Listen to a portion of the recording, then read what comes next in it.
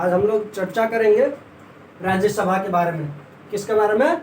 राज्यसभा के बारे में, काउंसिल ऑफ स्टेट्स। इसके बारे में विस्तृत विवरण दिया गया अनुच्छेद 80 में। मैंने पिछले वीडियो में बताया था कि संसद के 3 अंग हैं। पहला राष्ट्रपति,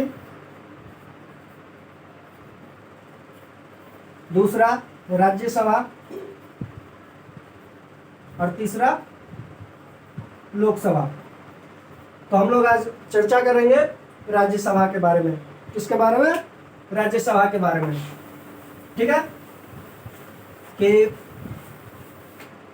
राज्यसभा की संरचना के बारे में चर्चा करेंगे। एक राज्यसभा सदस्य बनने के लिए योग्यता कितनी होनी चाहिए, एलिजिबिलिटी क्या होनी चाहिए, इसके बारे में चर्चा करेंगे। इसके बाद चर्चा करेंगे कि राज्यसभा के सदस्यों का चुनाव कैसे होता है। उसके बाद इसके सदस्यों का कार्यकाल क्या होता है। इन सब के बारे में डिटेल में चर्चा करेंगे। तो आगे बढ़ते हैं। पहला हम लोग इसकी संरचना देखते हैं। क्या देखेंगे? संरचना देखेंगे, राज्यसभा की संरचना। क्या देखेंगे? राज्यसभा की संरचना। तो राज्यसभा में अधिकतम सदस्यों की संख्या 250 हो सकती है। कितनी हो सकती है? 250, यह अधिकतम है। ठीक है, इन 250 को कैसे डिवाइड किया गया है इसको थोड़ा ध्यान से देखिए।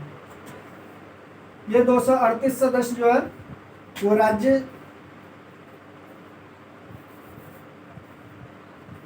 राज्य और संघ शासित प्रदेश, जिसे केंद्र शासित भी कहते हैं,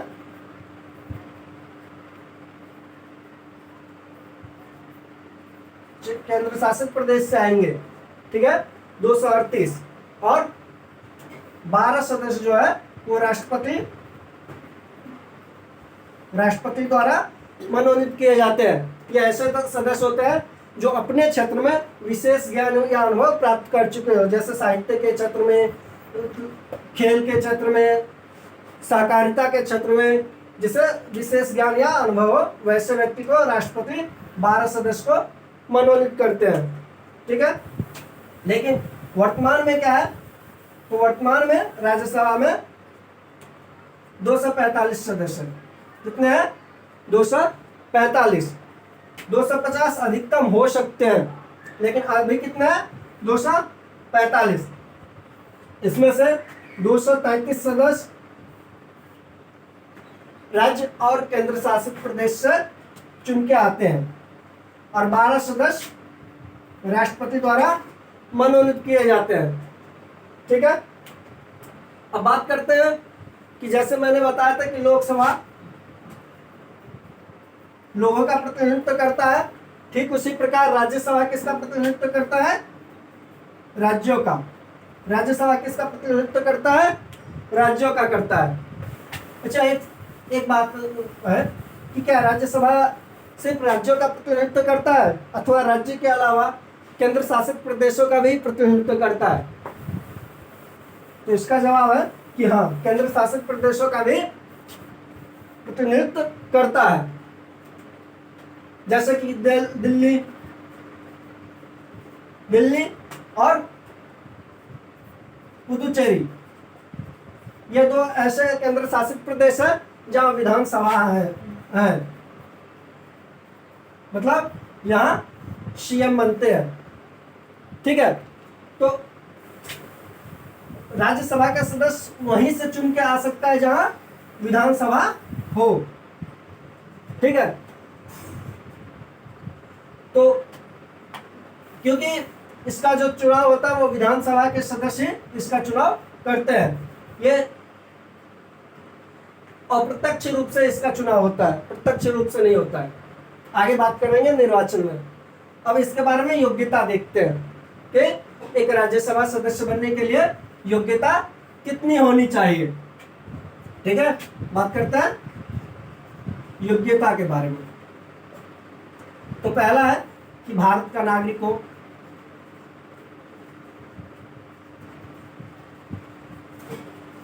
भारत का नागरिक हो। कोई भी चुनाव, कोई भी इलेक्शन, भारत में अगर कोई भी इलेक्शन लड़ेंगे तो उसके लिए भारत का नागरिक होना जरूरी है। दूसरा है कि 30 वर्ष की आयु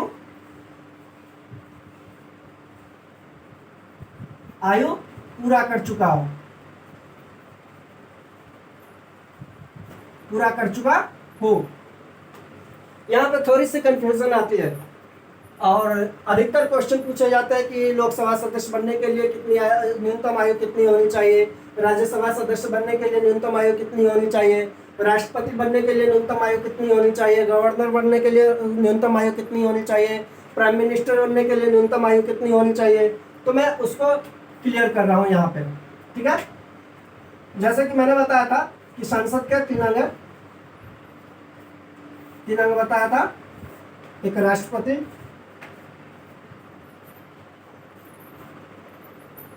राज्यसभा और लोकसभा। इधर से चलेंगे तो इसके लिए न्यूनतम आयु 25 वर्ष होनी चाहिए, इसके लिए 30 वर्ष होनी चाहिए और राष्ट्रपति बनने के लिए 35 वर्ष होनी चाहिए। राष्ट्रपति बनने के लिए 35 वर्ष होनी चाहिए। लोकसभा के सदस्यों की न्यूनतम आयु कितनी होनी चाहिए? 25 वर्ष। राज्यसभा के सदस्यों की न्यूनतम आयु कितनी होनी चाहिए? 30 वर्ष और राष्ट्रपति बनने के लिए 35 वर्ष, ठीक है। अब बात करते हैं प्रधानमंत्री।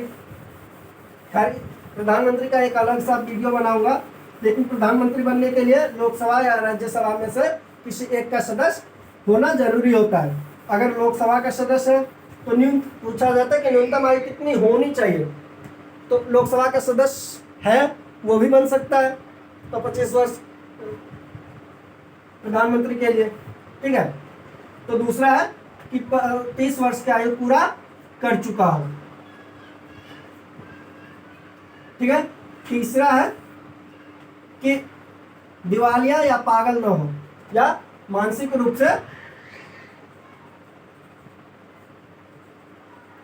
से स्वस्थ हो। इसे ही दूसरे शब्दों में कहते हैं कि वो व्यक्ति दिवालिया अथवा पागल न हो। और चौथा है कि किसी लाभ के पद पर न हो, किसी लाभ के पद पर न हो।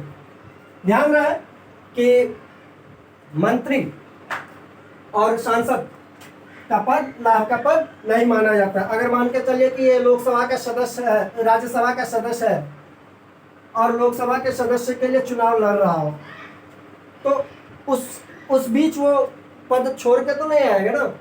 इसलिए मंत्री और राज्यसभा के सदस्य मतलब एमपी सांसद का पद लाभ का पद नहीं माना जाता है, ठीक है। अब बात करते हैं इनके निर्वाचन के बारे में। किसके बारे में? निर्वाचन के बारे में। निर्वाचन के बारे में, ठीक है। ये जो 238 आने चाहिए थे स्टेट और केंद्र शासित प्रदेश से, इसमें से 233 आते हैं। ये कैसे आते हैं कि जिस स्टेट में विधानसभा है, इनका निर्वाचन क्या होता है? अप्रत्यक्ष चुनाव प्रणाली के आधार पर, अप्रत्यक्ष चुनाव पद्धति के आधार पर इनका चुनाव होता है। अब एक होता है प्रत्यक्ष और दूसरा होता है अप्रत्यक्ष। इसको थोड़ा ध्यान से देखिए। प्रत्यक्ष चुनाव प्रणाली वो होता है जिसमें जनता खुद जाके अब चुनाव करते हैं। जैसे मान के चलिए पंचायत चुनाव होता है, उसमें वार्ड नंबर होता है, मुखिया होता है, पंचायत समिति होता है, सरपंच होता है, जिला पार्षद होता है, विधायक होता है। इन सब में प्रत्यक्ष जनता जो है प्रत्यक्ष रूप से चुनाव करते हैं, अपना वोटिंग करते हैं। लेकिन इनका जो चुनाव होता है राज्यसभा के सदस्यों का, ये अप्रत्यक्ष चुनाव पद्धति के आधार पर होता है। इनमें अप्रत्यक्ष चुनाव पद्धति में क्या होता है, तो जनता जिसको चुनती है उनके द्वारा इनका चुनाव होता है। तो जनता किसको चुनती है विधानसभा चुनाव में? एक विधायक को, विधायक को जनता चुनती है और ये विधायक लोग राज्यसभा के सदस्यों का चुनाव करते हैं, ठीक है, तो इसे अप्रत्यक्ष चुनाव पद्धति कहते हैं। अब देखते हैं कि तो इसका निर्वाचन कैसे होता है। 233 सदस्यों का राज्य व केंद्र शासित प्रदेश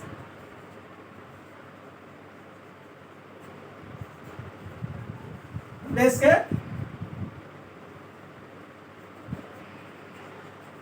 विधानसभा सदस्यों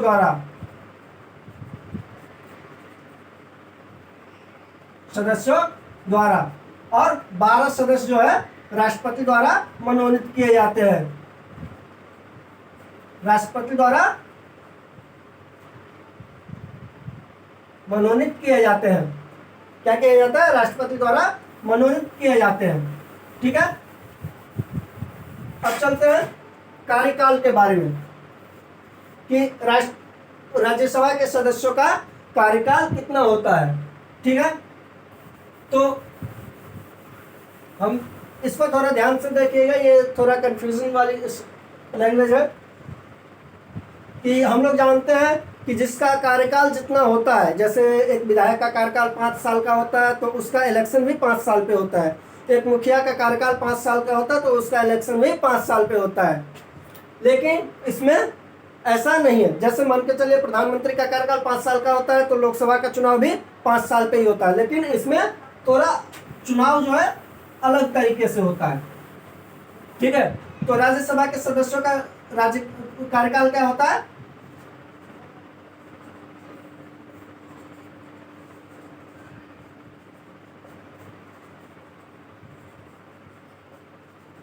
राज्यसभा के सदस्यों का कार्यकाल 6 वर्ष का होता है। कितने वर्ष का होता है, 6 वर्ष का होता है। लेकिन राज्यसभा का चुनाव कितने वर्ष पे होता है, 2 वर्ष पे होता है। 2 वर्ष पे होता है। कितनी सीटों के लिए, 1/3 सीट के लिए।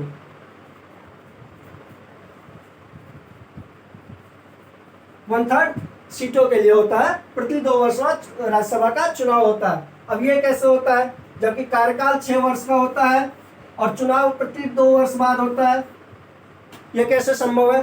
तो इसको थोड़ा डिटेल में देखते हैं। मान के चलिए कि 2012,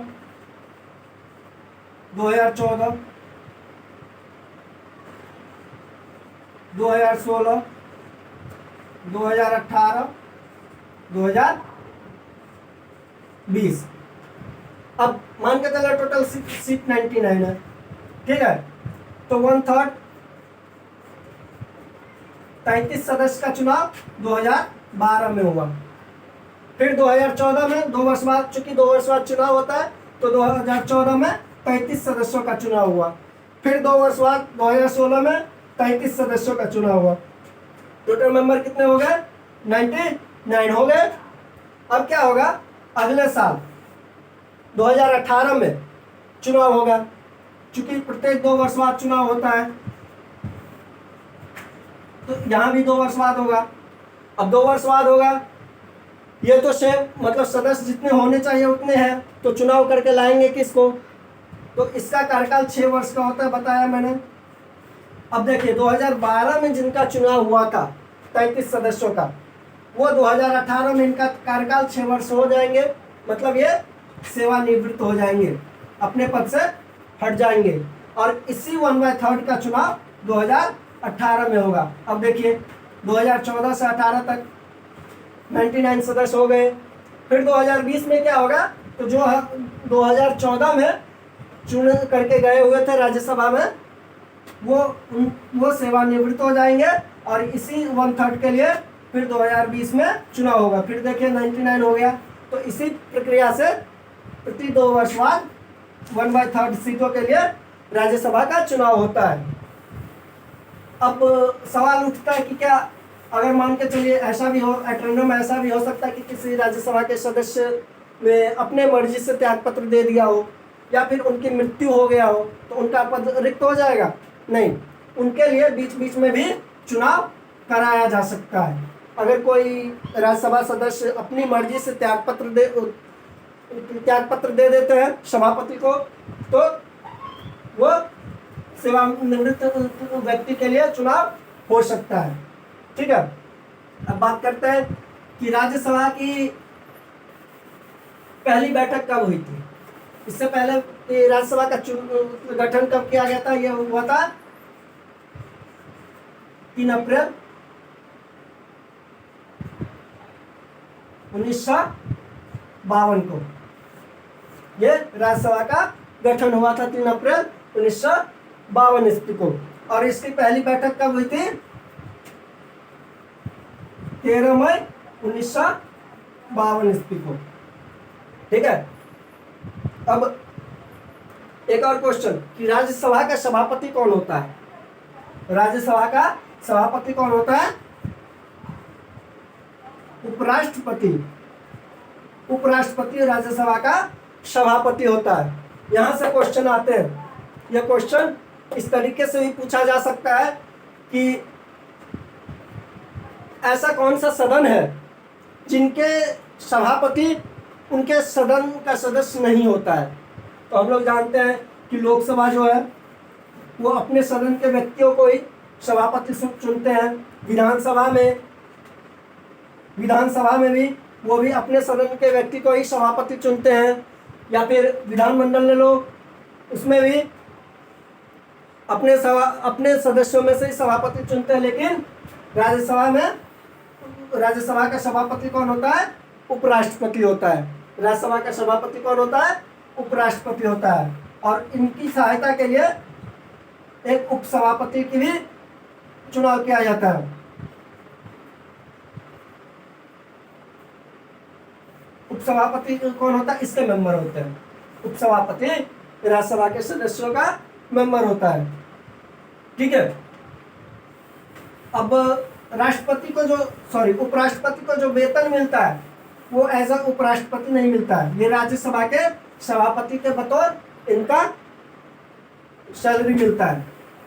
ठीक है, अब आगे देखते हैं कि राज्यसभा के सदस्य का जो बंटवारा हुआ वो किस आधार पर हुआ। मान के चलिए 250 है, अधिकतम हो सकते हैं। तो ये किस आधार पे किस स्टेट को कितना देना चाहिए। तो लोकसभा का मेंबर हो सीट हो या राज्यसभा का सीट हो या विधानसभा का सीट हो, यह जनसंख्या के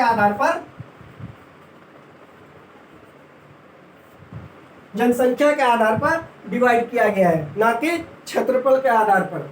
अब जैसे मान के चलिए कि यहीं पे देखिए उत्तर प्रदेश में राज्यसभा की सीटें कितनी है, 31 है। 31 राज्यसभा की सीटें हैं। ठीक है, अगर क्षेत्रफल के आधार पर डिवाइड हुआ होता तो सबसे ज़्यादा राजस्थान को मिलता, क्योंकि सबसे ज़्यादा क्षेत्रफल तो इसी के पास है, 3,42,239 वर्ग किलोमीटर।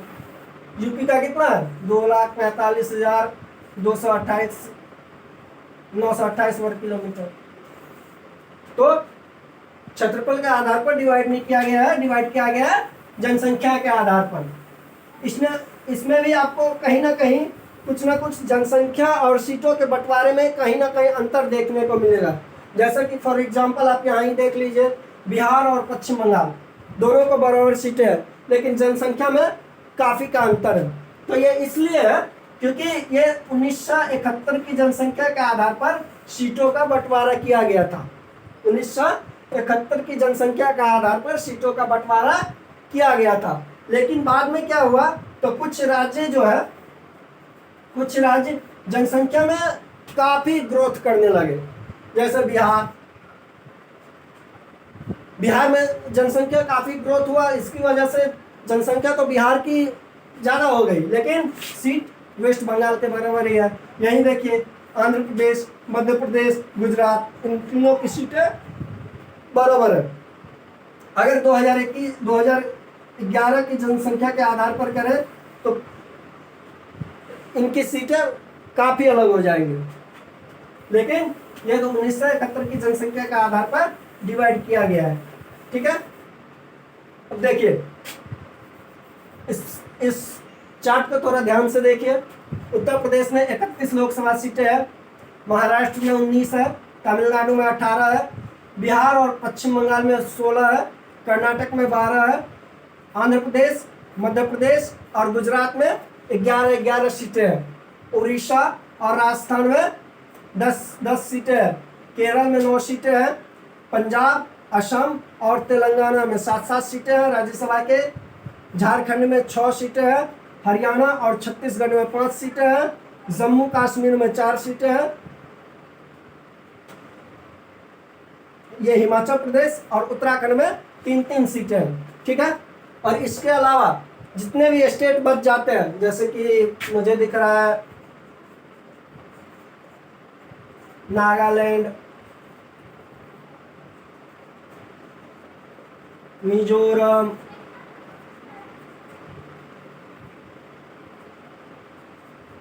मणिपुर, गोवा और भी स्टेट है, इन सब में 1 सीटें हैं, राज्यसभा की 1 सीटें दिया गया है। और भी 3-4 स्टेट है, इसको ध्यान से देखने के बाद पता चल जाएगा।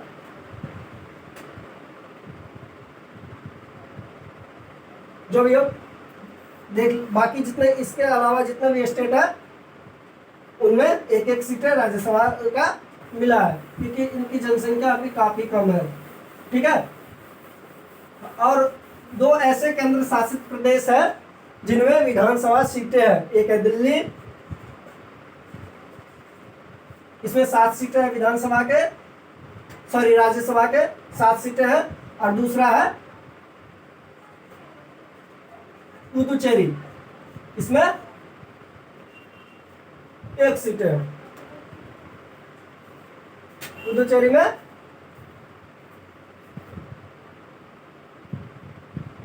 शायद 1 ही सीट है, कंफ्यूजन हो, 1 या 3 है। ठीक है, तो ये 2 ऐसे केंद्र शासित प्रदेश है जहां विधानसभा है, और राज्यसभा के सदस्य किसके द्वारा चुना जाता है? विधानसभा के सदस्यों द्वारा।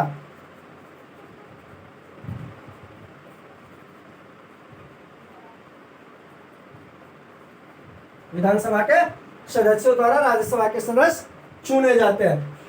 तो आज हमने राज्यसभा के बारे में देख लिया, इससे पहले लोकसभा के बारे में पढ़े थे, आज राज्यसभा के बारे में पढ़ लिए। अगला वीडियो राष्ट्रपति के बारे में होगा, राष्ट्रपति के बारे में होगा।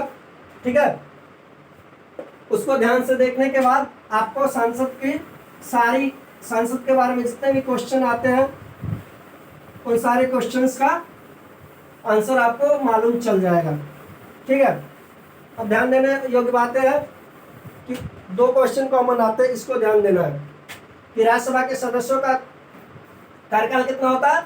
6 वर्ष का। इसका चुनाव कितने वर्ष पे होता है? प्रति 2 वर्ष पे। कितने सीटों के लिए? 1/3 सीटों के लिए। राज्यसभा सदस्य बनने के लिए न्यूनतम आयु कितनी होनी चाहिए? 30 वर्ष होनी चाहिए। ठीक है, अधिकतम की कोई चर्चा नहीं है। अब लोकसभा में इसी की तुलना करें तो लोकसभा में कार्यकाल कितना होना चाहिए? 5 वर्ष। चुनाव कितने वर्ष पे होता है? 5 वर्ष के लिए, 5 वर्ष पे। अधिक न्यूनतम आयु कितनी होनी चाहिए? 25 वर्ष। यह कॉमन क्वेश्चन है, इसमें कंफ्यूजन होती है, इस पर थोड़ा ध्यान देना। ठीक है, अब अगले वीडियो में पढ़ेंगे राष्ट्रपति के बारे में। तब तक के लिए थैंक यू। अगर आपको वीडियो अच्छा लगता हो तो लाइक करें, शेयर कीजिए और कमेंट कीजिए अगर कुछ और इसके बारे में जानना हो तो। Thank you.